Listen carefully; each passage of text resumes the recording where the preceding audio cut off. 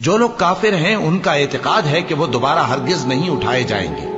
کہہ دو کیوں نہیں، میرے پروردگار کی قسم تم ضرور اٹھائے جاؤ گے، پھر جو کام تم کرتے رہے ہو وہ تمہیں بتائے جائیں گے،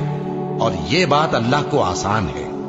تو اللہ پر اور اس کے رسول صلی اللہ علیہ وآلہ وسلم پر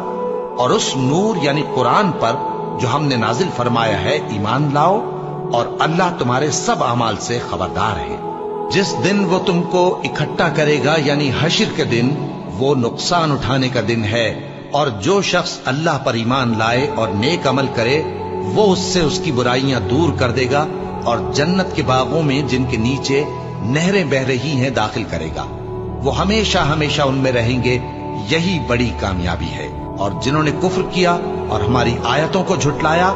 وہی اہل دوزخ ہیں کہ ہمیشہ اس میں رہیں گے، اور وہ بری جگہ ہے۔